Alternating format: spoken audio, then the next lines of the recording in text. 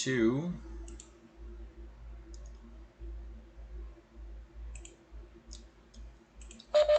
Hi guys, we're back, and hope you guys had a nice little break, and we're just moving on. How are you guys doing? Do you guys need anything? You guys hear everything? I hope you guys are doing all right. We're just trucking along here. We're just moving along. So, we just talked about the proximal convoluted tubule. All right, and if anyone just joined late there, I see we got Connor, we got everyone here, we got 3. I hope you guys are doing all right, and if there's any issues in accessing this, I'm going to post this video there to YouTube later as soon as I'm done. And for tomorrow's video, what I might actually just do is I just might stay on. While I'm here, I might just stay on for another hour and a half and just go on and finish this. And I'll post everything there this afternoon, and so you guys have your videos. I'm interested to see what the feedback is on this. If you guys like this better or in-house, and we'll see what we can do. And I hope you guys are doing all right.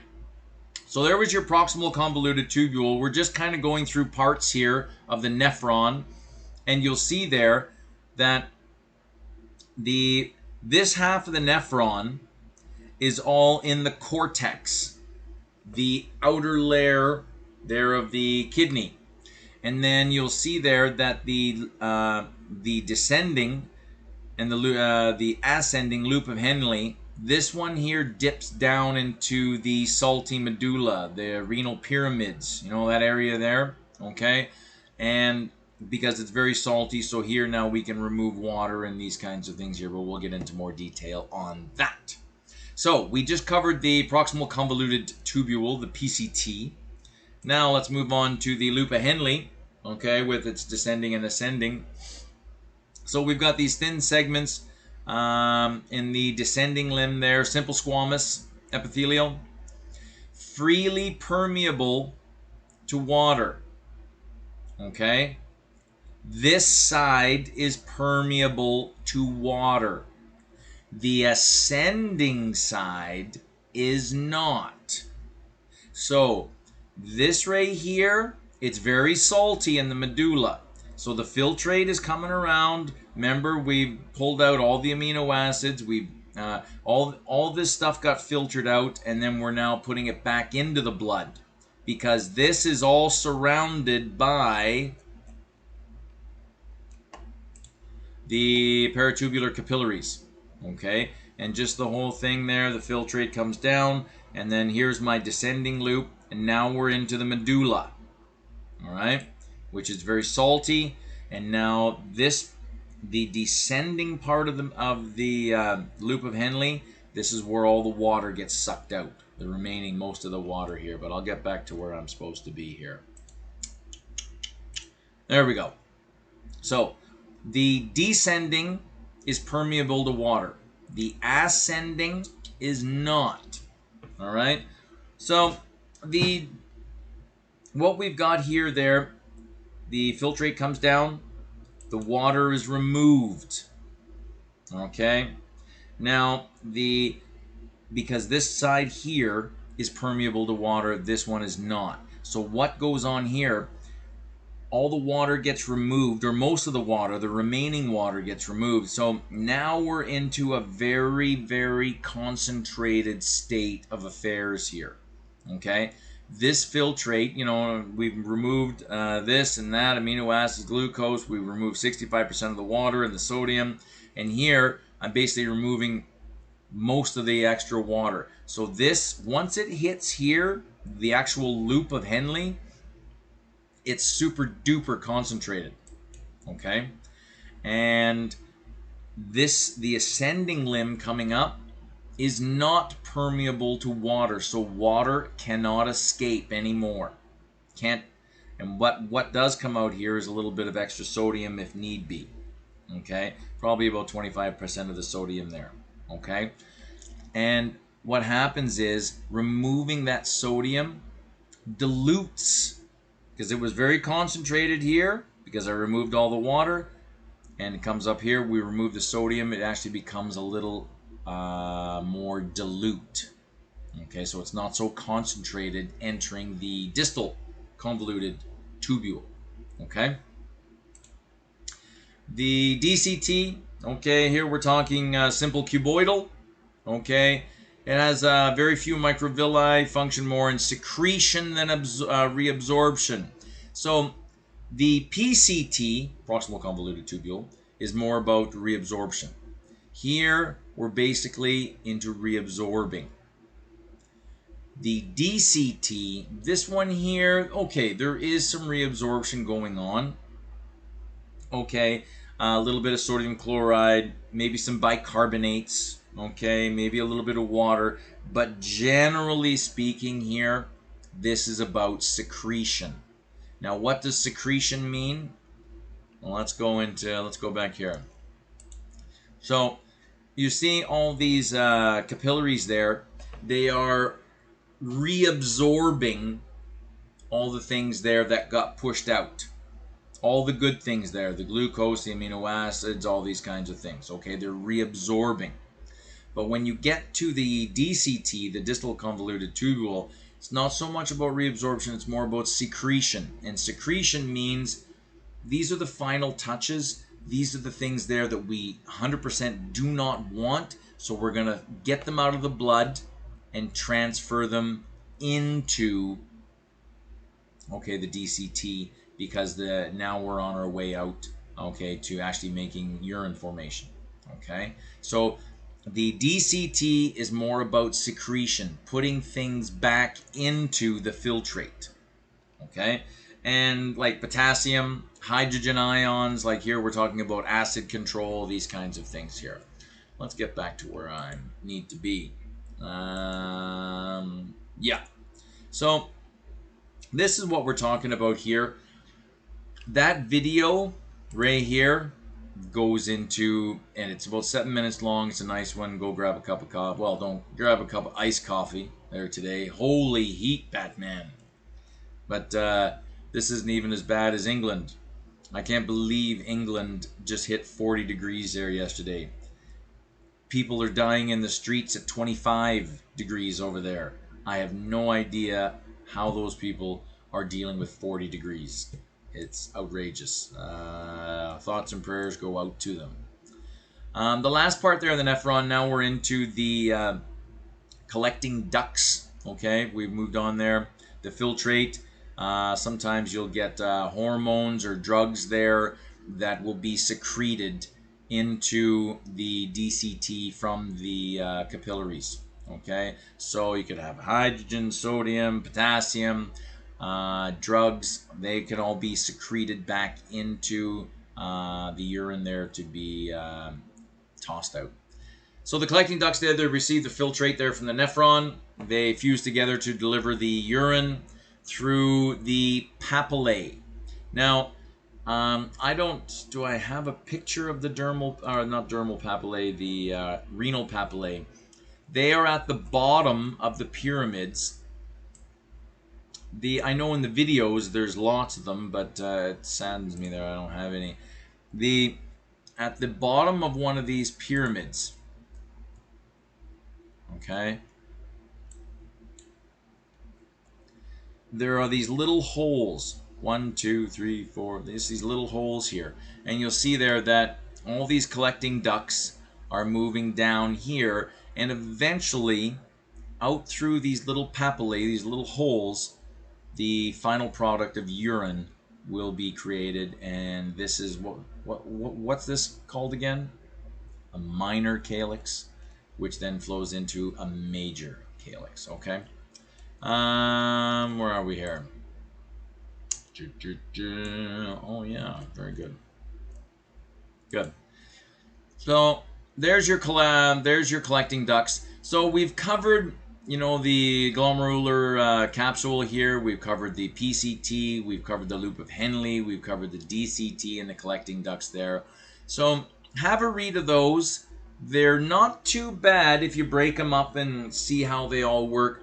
The videos here are key to understanding this. Okay, I've dug through you know, all these different videos, and these ones here are top drawer. They're good videos, okay?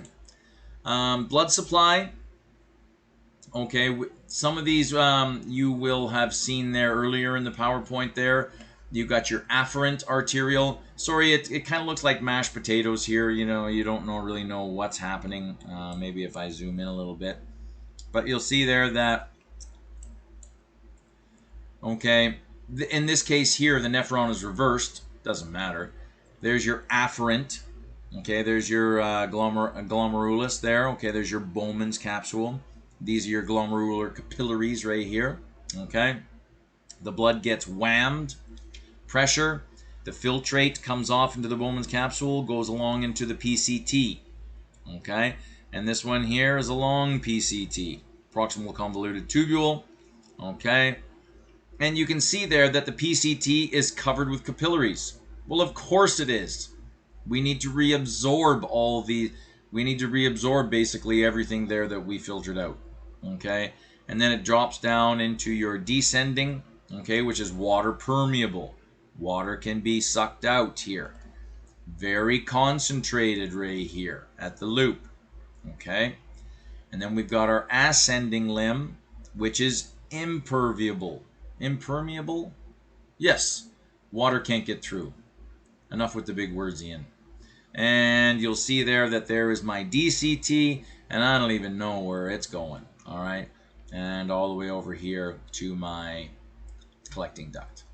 So you've got your afferent arterial, efferent arterial, paratubular capillaries, and these ones here are my vasa recta, and they are these capillaries there that only occur in the loop of Henle. And you see this parallelness. That's not a word, I just made it up. This parallel, you know how it's kind of parallel there to the loop of Henle here. These ones here, we'll talk about these there right now. So the glomerular capillary receives blood there from the afferent arterial, passes it there to the efferent. The efferent arterial then gives rise to the paratubular system. Okay, paratubular capillaries all in here, which surround the tubules. The capillary loops called the vasa recta, they dip down into the medulla. So there's your vasa recta, these ones here. The glomerulus here we're talking about the capillary beds. The afferent arterial there to the glomerulus to the efferent. Specialized for filtration. Blood pressure is very high. We know this, okay, because the only way to filter this blood is with high pressure. The arterioles there, they're any type of artery has huge resistance there, and that's what we're looking for. The paratubular capillaries there, they're low pressure, very porous, okay, adapted there for absorption. Okay, they arise from the efferent. There's your afferent, and then here's your efferent. And that's all your efferent, which then goes back into your venule and then back out again. Okay. Good. The vasa recta, remember these ones down here? These kind of parallelness, okay? These are long vessels parallel there to the loop of Henle. They arise from the efferent arterial. We're going to see this word again, juxtamedullary nephron. I'll show you that there. I think it's the next slide, actually, okay? Functions, information for concentration of the urine there, okay? So really getting that water out right in here, because if you don't get the water out right here, there really isn't an opportunity to get the water out later on. Definitely not here in the ascending loop, and very minimally in the DCT. Okay. Here we've got, there's two kinds of nephrons that I'd like to introduce. The most common, and you'll see it's basically all about their position. Okay, 80% of all nephrons there are what we call cortical. And where do they live? In the cortex. And they are a bit higher up, okay, in the cortex than this one here, which we call the juxtamedullary. Okay, they sit lower. Okay, so the cortical nephron, 80% of all nephrons located close to the surface of the kidney. Okay, and they sit higher in the cortex. Your juxtamedullary nephron, I can't believe I just said that twice. I've never been able to say that twice. Juxtamedullary, I just said it 3 times. It sits lower in the cortex, okay, and you'll see its loop of Henle is pretty much all in the medulla pyramid or the renal pyramid, the medulla area. For the cortical, only about half. Now, this is salty all down in here, which really assists in the ability to pull out water. Okay. This guy here sits lower in the cortex. The loop of Henle dips deeper. Water balance regulation. Okay. It actually has a larger glomeruli and a higher GFR, glomerular filtration rate. Okay, so these guys here have a higher GFR, which I'll get into. Okay, glomerular filtration rate is exactly what it is. You know, the how fast is the glomerulus doing its job. So here we have, and it the you know, like when you're talking these organ systems here, there's always something watching. There's always monitoring going on, right? Like there's your homeostasis. It's always being monitored. So in the juxtamedullary, okay, these are the ones there that are sitting closer. They're sitting deeper in the medulla. These ones here, okay. So what's going on here? They've got these smooth muscle cells that contain the hormone renin, okay. And you see these there we go. Now I'm starting to screw it up. Now I just, yeah. Yeah, you got this right here. There we go. These cells right here, see if I can zoom in. Okay, see the little white bead ones right here? These are those cells. Go ahead, say it. I dare you. These are these smooth muscle cells that contain the hormone renin. And renin, you'll see, it's a big banana hormone. We'll get there. We'll get there, okay? There's also these macula densa cells, and that's these ones right here, okay? And what these guys here are watching here, the juxtaglomerular cells there, these ones here are what we call a mechanical receptor. Mechanoreceptor. And they're detecting there the blood pressure. Okay, so these ones here are monitoring the blood pressure. The macula densa cells, okay, these are what we call chemoreceptors. And they're all over the place. We got them in the aorta. We got them all over all these different types of receptors because everything is being monitored. It has to be. Okay, so in the macula densa cells, okay, these ones, and you'll notice there where this is. Okay, the distal tubule here, the chemoreceptors, okay, respond to changes in the sodium and the salt content. Okay, so these ones here are in the distal tubule, which is, here is your proximal, there's your loop, and then here's your distal. Okay, this one here actually kind of wraps around, and that's where these macula densa cells are. And these ones here are involved in the fine tuning. Okay, they're chemoreceptors. They adjust there to the necessary changes there that needed. Okay, and that occurs at the end, just before it hits the collecting duct. Okay, so you've got juxtaglomerular cells there. Okay, they contain renin. Okay, and renin will increase the BP if need be. I'll get into more of that. That's why I'm kind of not talking about it now, but we'll get into that there at the end of the PowerPoint. Okay, I have some good slides there. The JC cells there, these are mechanical receptors that sense BP. And the macula densa, these are chemoreceptors that are involved in fine tuning. Okay, things like the salt content.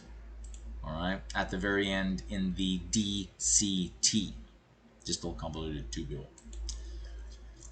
The mechanisms there of urine formation, actually we're making very, very good time. Interesting. I hope I'm not going so fast. Let me know if I am, and I could just slow down. But yeah, we're making great time. The kidneys there, they filter the body's entire plasma volume there 60 times in a day. I got more numbers on that. The filtrate there is the blood plasma minus proteins. Urine there ends up being about less than 1% of the total filtrate. As we said there, generally a number there that you'll see on a test is 180 liters of filtrate is created each day by all of us, but yet we don't urinate out 180 liters. We only about a liter, liter and a half, 2 liters, depending upon how much fluid you've intaken. Okay. The going back into that slide 35, and you'll see here that there are 3 things there that the kidneys do. And getting back into this one right here. Why did I go so far? I went way too far. I thought I said 52. But really, there we go. I won't do that again. Urine formation, and just getting into, I've talked about this already, but we're going to do it again. And you'll see there that the, hopefully there, if you didn't like the first time, we're going to go into a little bit more detail here again. So you got the filtration. Okay, involves the glomerular capsule, the Bowman's capsule, where the substances are moved there from the blood into the Bowman's capsule, which then goes into the PCT. Okay, once we're into the PCT, this is where we get tubular reabsorption. Okay, 100% of the glucose, amino acids, these are all reuptake here. You generate, I think the numbers there about 65% for everything else, and glucose and amino acids there are 100%. Okay, and then when we move into the DCT, okay, distal convoluted tubule, substances move there from the blood, okay, of the peritubular capillaries into the renal tubules. And you remember this is done there by these cells right here. Okay, your macula densa. All right, these are those chemoreceptors, and they are involved in fine-tuning and dumping things into the urine that need to be dumped in. And in this case here, drugs, ions, that kind of thing.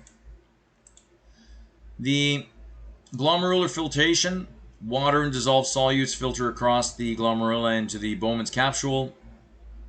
Why filtration occurs? It occurs when the pressure on one side of the membrane is greater than the pressure on the other. Basically, the pressure is pushing things through. What substances are filtered? So this is everything being filtered in the Bowman's capsule. So it's non-discriminate. Anything that's small, get it out of here. It gets filtered out. So water, sodium, potassium, chloride, glucose, uric acid, they all pass easily. RBCs, large proteins, no. They do not end up into the filtrate. They move on through the efferent arteriole. And just another shot here.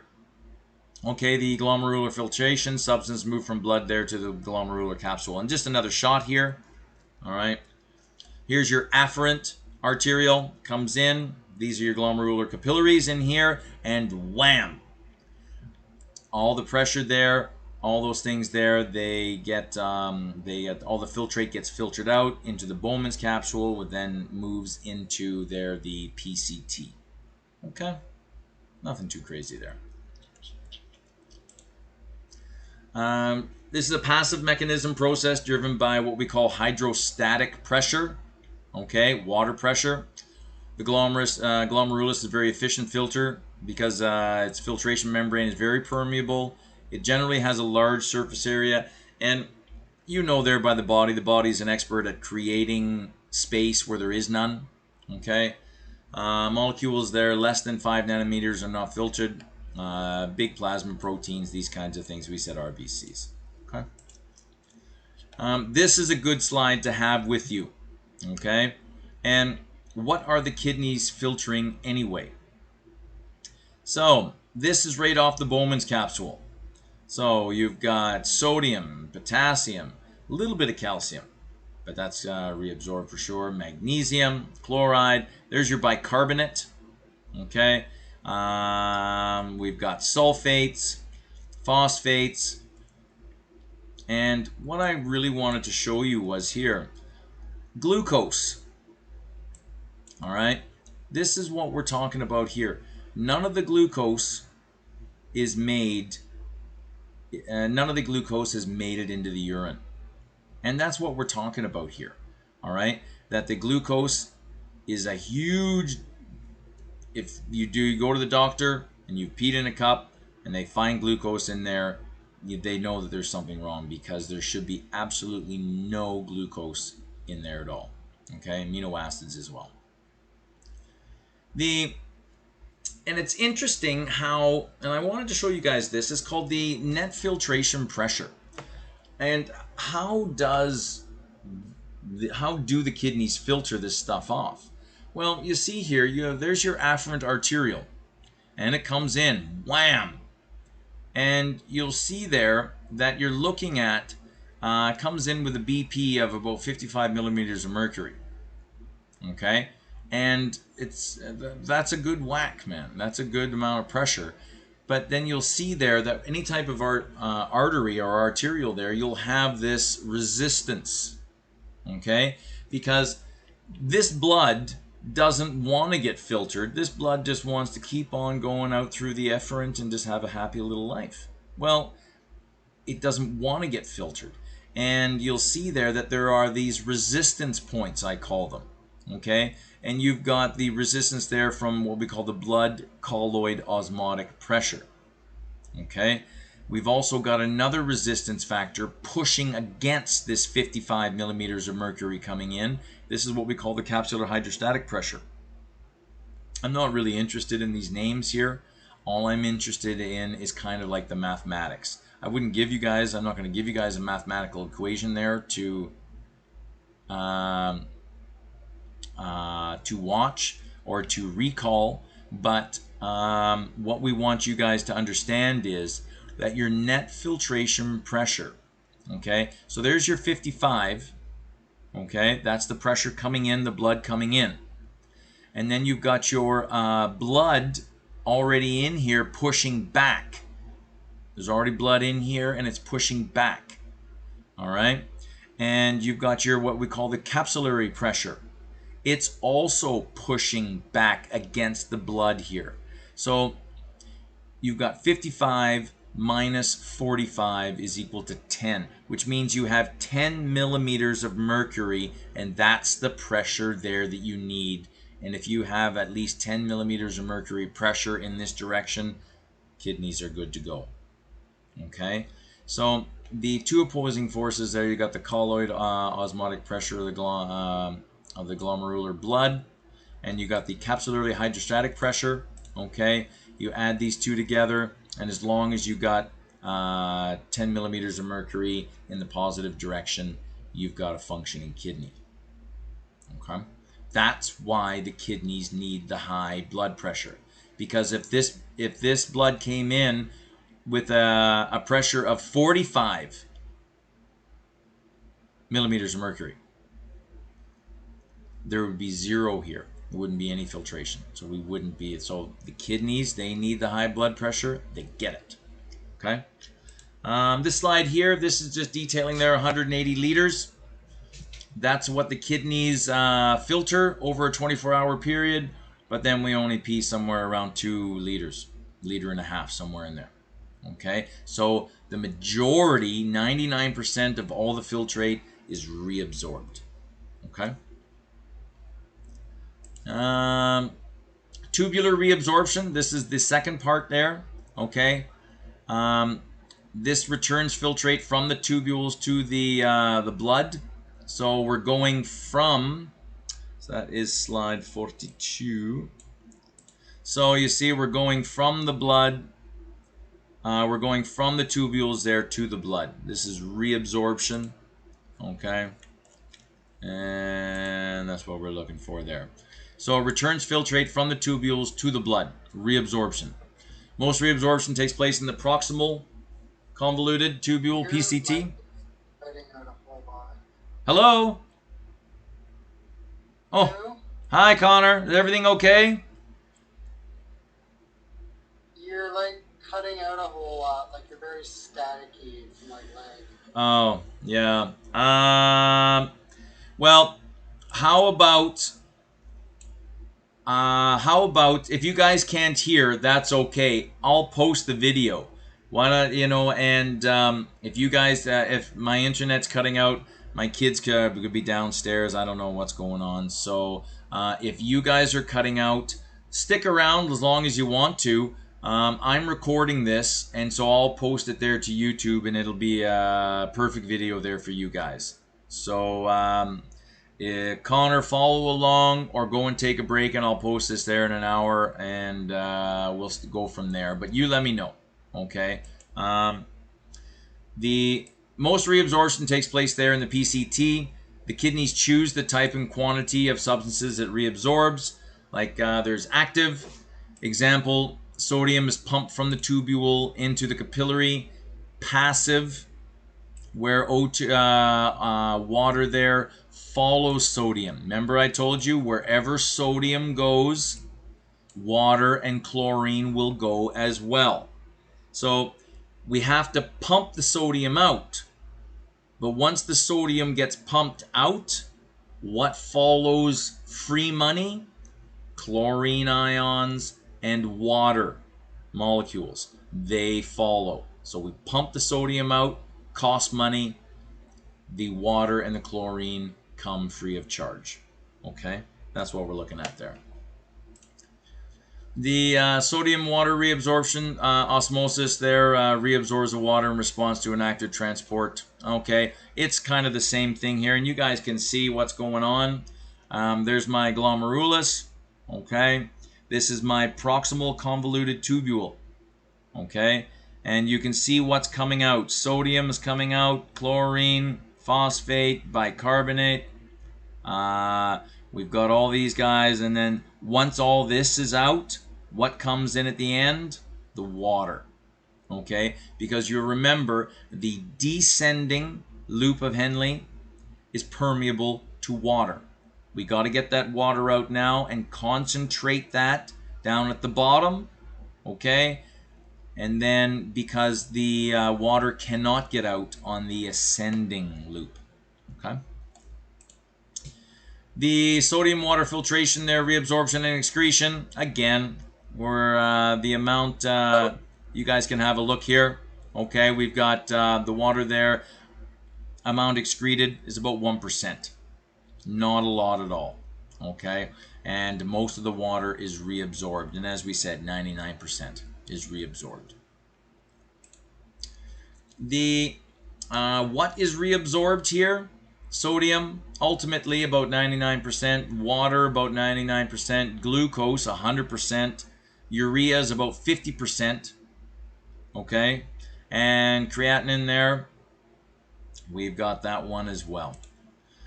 Function of the nephron, again, more numbers here, what is being absorbed, sorry, reabsorbed, okay?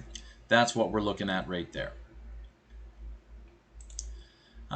Again, kind of walking over the same carpet. You guys can have a look at this there, the loop of Henle and descending loop. There's your water. Your ascending loop is impermeable to water. What's moving out of the ascending loop? Sodium, potassium, and chlorine. Okay, which then by the time it gets to here, it's a little bit more dilute than it was here. Here, very concentrated. Up here, after these guys here have been removed, this is a little bit more dilute. Okay, the filtrate, the urine, that's what I'm talking about. Okay, the here the DCT and the collecting ducts there. Again, the macula densa cells there are regulating this. Chemoreceptors, reabsorption is normally regulated there. We've got calcium, water, and the sodium. Okay. We will get into aldosterone in a little bit. Yeah, right here. Aldosterone there, the reabsorption capabilities, the renal tubules, collecting ducts. The mechanism of the aldosterone. Okay, I have good videos on that. I'll show you guys those videos there. But the aldosterone there targets the collecting ducts. Okay, these are called principal cells. That promotes the synthesis of the sodium and potassium channels. Promotes synthesis of ATPases. What are those? ASE enzymes. You got those. Tubular secretion, and I think I'm going to stop it after I'm done with this section here for today, because my internet seems to be, I don't know what's going on, and but I'm going to check all that out right now. And I will continue on, and I'll finish this PowerPoint, and I'll post the whole thing there for you guys who didn't make it there today. You guys can watch it there whenever you guys want, okay? So the tubular secretion, here we're talking about basically the DCT, the distal convoluted tubule, okay, where potassium and acid may be passively secreted, okay, get rid of those things there. Yeah, we've got the potassium, hydronium ions, any drugs that are still in the system that need to be removed, okay. They're secreted back into the DCT, okay, and that's what's going on there. So the tubular secretion there, we've got potassium, hydronium, we even got ammonium, creatinine, organic acids, they all move there, okay, and they move back into the filtrate. There's a good video right here.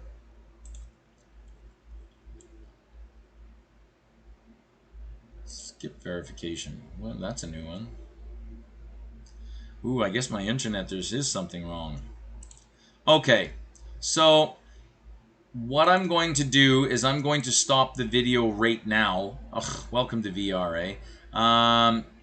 Just can't just go right. What I'm going to do is I'm going to stop the video, and there's something wrong with my internet, but we'll get that going, and I will get that back to you. I'll post that video. I'll post the whole thing there give me an hour or two, and you guys can all watch this clear as a bell.